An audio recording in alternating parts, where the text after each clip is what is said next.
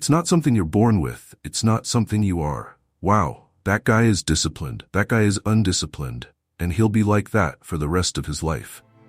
It's not the combination of two big factors. The first one is that you understand your big reason for that situation. So if you want to do something, you need to think about why I want it. This will give you more and more clarity. It will give you more desire. But that alone is not enough. Many people stop there. I want to recommend that you add one more factor, which is aligning expectations. It's the act of aligning the result after it's achieved. There's no possibility of victory without effort. And I've come to understand that luck is the name that lazy people and bums give to other people's effort. Luck is the classification that every bum says about what someone did through effort. We tend to think that people have a vocation, and we eliminate the idea of effort. We eliminate that idea.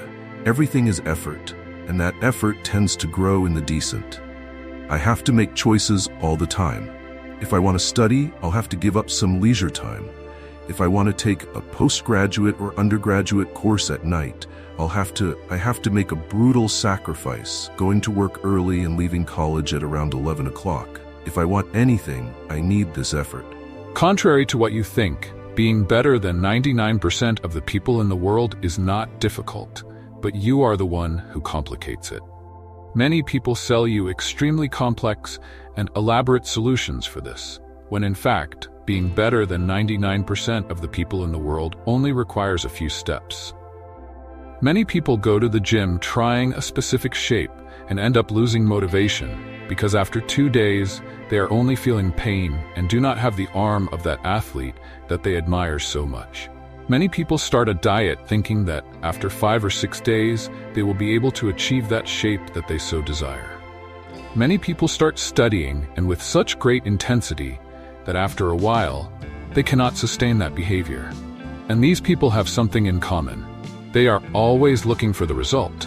Looking for the result, looking for the result. The result is important, but you need to shift your attention to the process. It is the process, once engaged and generating motivation, that will allow you to have your performance perpetuated over time. It seems interesting that you know how to manage your stress. Stress is one of the main risk factors for psychiatric illnesses, and the person who goes the furthest is not necessarily the most intelligent, but rather the person with better emotional controls. So if you want to be better than 99% of the people in the world, you need to have emotional control up to date. And for that, it is necessary to pay attention to your emotional states. So it is necessary to consume content that aims to bring emotional intelligence to you, and mainly it is important that you understand what stresses you on a daily basis. And what stresses you on a daily basis needs to be removed from your life as much as possible so that in the long term chronic stress does not set in and you become hostage to it. Why do you think an athlete ends up becoming world champion if we see many of them competing in the finals? Because only one stands out from the rest.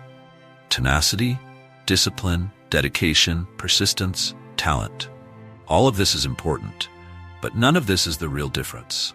What defines who will come in first, second, third, or last is the way each of them directs their focus, how each of them talks to themselves, especially in the most important moments. The words we use and the questions we ask have a huge impact on our minds, and the quality of this language is the fundamental point of high performance.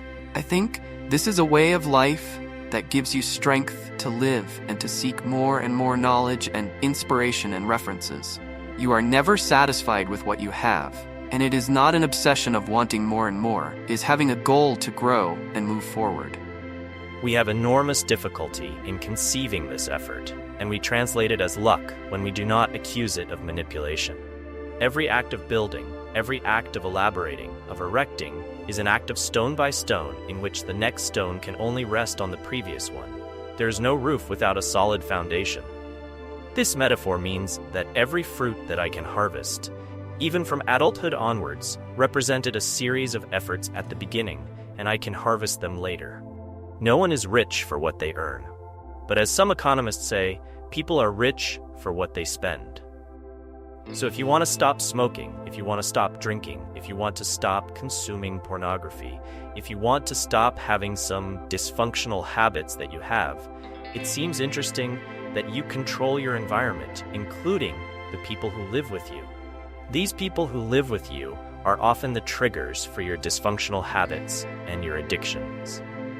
Neuroscience studies indicate that controlling your context seems to be more effective than simply having willpower. If you have a lot of rationality, this does not seem to be as functional because emotions are important, contrary to what many people say, for our decision-making. It is very difficult, for example, to change your behavior.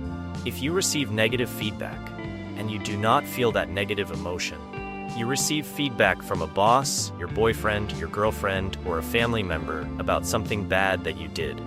If you do not feel bad about it, the probability of you changing your behavior does not happen. This is what often happens in cases of psychopathy. So, emotions are important for decision-making, but you cannot be consumed by your emotions.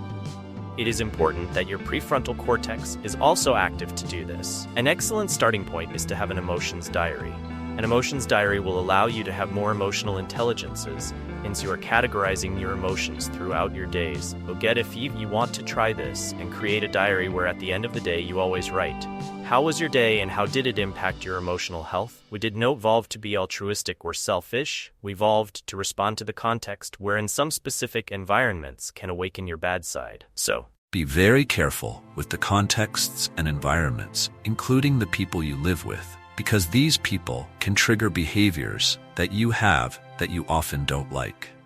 People often live in a bad environment and live with people who lead you down a bad path and end up having equally bad behavior.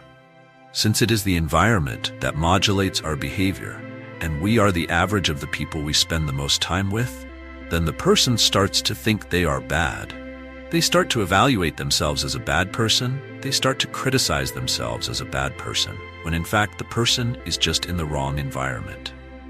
So take care of your environment, and as far as possible, live in more adaptive environments, including people. If, up until now, this video has somehow made or is making a difference in your life, in your way of seeing, I kindly ask you to subscribe to our channel, like the video, leave a comment about your point of view, activate the notification bell, and share it with your friends and family. This may not make any difference to you, but for us, it will make a huge difference and will motivate us to always continue bringing you motivational videos.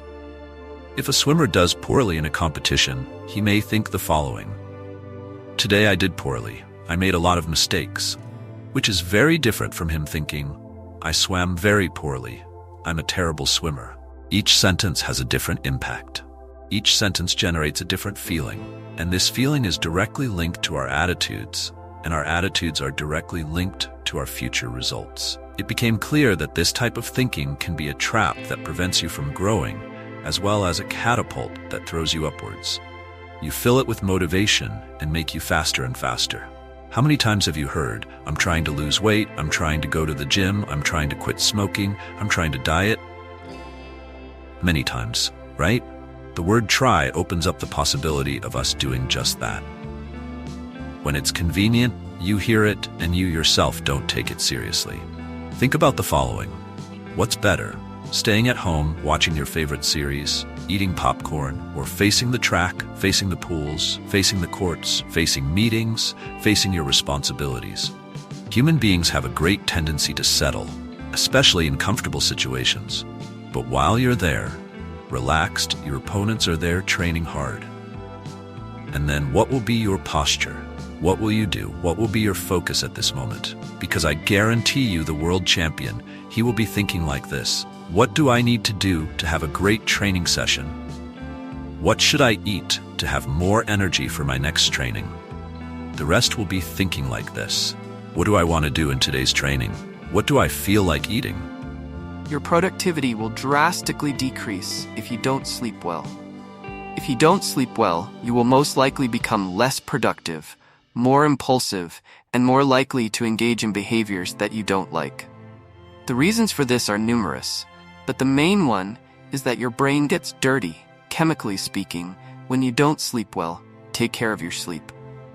Prioritize your sleep because, contrary to what many people say on the internet, sleeping is not a waste of time. Sleeping is investing in the quality of your brain's functioning. It's as if you allowed the engine to cool down a little and start working again the next day. If you don't sleep, you end up having an inability to reach the maximum potential of this engine that we call the brain. Physical exercise is not only good for the body, it is also good for the brain, which is the part of the body that physical exercise of any kind is good for. The most studied ones are aerobic exercises, but any kind of exercise helps a lot with your emotional control, your self-esteem, and the chemical soup responsible for generating emotions in you. So if you don't have a regular practice of physical activity, I strongly suggest that you prioritize this in the coming weeks, years, and months. The problem is that we don't give ourselves forgiveness, that we don't feel worthy, and that we are always in a process of regret. We have to take the first step. God doesn't take this first step for us. He does everything else. At various points in life, we present reduced crumbs of our own effort. I want to change my life. I want to change the way I see myself. I can't stand sabotaging my future any longer. I can't stand being a victim of my past any longer. I can't stand this poor me speech any longer. I want to be happy. What exactly do you want? Money is important. Whoever says that money is not important is tripping over themselves. However, up to a certain period, up to a certain amount, the number for when money stops giving people pleasure is still confusing in the literature. We do not have much clarity in the studies, but what we know today is that the phenomenon that most predicts happiness in a person's life, that is, the behavior you have today, that most guarantees that you will be happy in the future, is having good relationships. Not several relationships, but good relationships. Having good relationships predicts happiness in old age, and in adulthood. What you should love, what you do to reduce pressure. There are few things worth fighting for in life, very few. But these should be the target of fighting. I can't think that my thoughts create everything. It's a schizophrenic thought. Every day I have to face a challenge, which is adversity. People are different because luck and bad luck happen to everyone. What they do with luck varies from person to person, and we train to walk every day, 30, 40, 50 years every day, and we stumble. There's nothing in life that I train as much as walking, and I make mistakes. That is, there's no point in making mistakes. It's human. Making mistakes is absolutely human, and making mistakes is central to me defining, for example, that I have to have goals. And one of the strongest goals in life is to establish a work plan. Values are initially formed by the family, that everything I do in this life, especially in times of crisis, is a decision and I am the master of my destiny. What change can a question make if we stop to think? We ask ourselves questions all the time. The difference is in the quality of these questions. How can I use this to my advantage? What do I need to do to improve? With this type of question, productive answers will appear in your head. On the other hand, if you think, why does this always happen to me? Why do I never succeed? Why am I sound lucky? You will not move forward. Your internal communication can lead you to glory, but it can also lead you to the abyss. And do you know what the magic of all this is? You are the one who chooses. You are the one who decides which of the two you will want. And this, my friends, is the great secret of the athletes that we know is decisive in the most critical moments, in the moments of all or nothing, in that last throw that it's worth the game. They will not think, what if miss? What if I don't succeed? They will simply think about doing the best they can do. They will ask themselves, how do I do to leave my best there now? How do I execute my best performance at this moment? Has I performed my best performance now? Discipline is a habit. This habit of doing this creates a conditioning that we slowly build. It won't happen overnight with a good resolution. We'll get out of here starting tomorrow. Not starting now. Everything that's scheduled for tomorrow never arrives, because tomorrow is another morning. Don't schedule data or deadlines. It starts there. Discipline is a habit that we create, we condition within a scale of values, and by submitting them, these are habits that we incorporate. Discipline is establishing commitments within an ideal agenda. Several studies and longitudinal studies that followed people throughout their lives found that those who had good relationships, quality relationships, and good support networks were more likely to be happy when they were older. So if you don't have good relationships, pay attention to this point.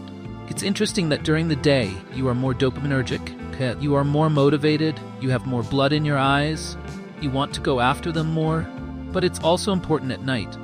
You enjoy and appreciate the things you achieved that day and night. Obviously, it's a metaphor. It can be during the week and weekends or periods of life.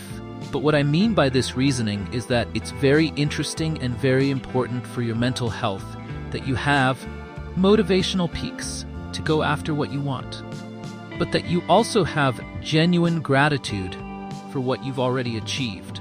So if you're looking for those oranges that are on the other side of the river, it's important that you're hungry to go after those oranges, which is basically motivation. But when you get the oranges, it's important that you feel genuinely grateful for having achieved them. And here I'm not talking about gratitude, and I don't know what that is. You genuinely feel happy and rewarded for what you have achieved. It's not because you even want first place. First place has to be a consequence of the work you do, which means you have to bow down to the problems, the difficulties, and the obstacles you encounter in life, head, trunk, and limbs that have a soul, that have a heart that vibrates, that have enthusiasm. Today, the concept at this moment of those who study you. The important thing in life is for you to meditate on your mistakes, and if you have to make mistakes, only make new ones. As you have noticed, there is no kind of miraculous strategy for you to be better than 99% of people. In fact, there are only indications that we have in studies in psychology and neuroscience that will make you stand above and ahead of 99% of people. Notice that at no time did I say that you will get more money. At no time did I say that you will be stronger. At no time did I say that you will have a better house. At no time did I say that you will buy a Ferrari. I am simply saying that being better than 99% of people in the world is simply having mental health so that you can perform the tasks that bring meaning to your life. You keep looking for meaningless things, and life becomes empty, even often with money. So if you want to be better than 99% of people in the world, you just need to understand that satisfaction is in the simple things. Discipline is not outside of us, but discipline is within us. It is an impetus, a stimulus, a will that allows us to put our goals and our will into practice, because without discipline, our own will ends up being dispersed and lost. There is no will that can become a reality if we do not have discipline. If you do not have discipline, you will not achieve anything. You will face a lot of things because you are a very big lightning rod for positive things and for negative things. Just pay attention to your path, because many angels will have to guide you in difficult times. If you have the right perception and understanding of who these people are, go with the flow. Everything will be fine. Leave your opinion, your point of view in the comments. Don't forget to like the video, subscribe to the channel, activate notifications, and share with your friends and family. Until next time.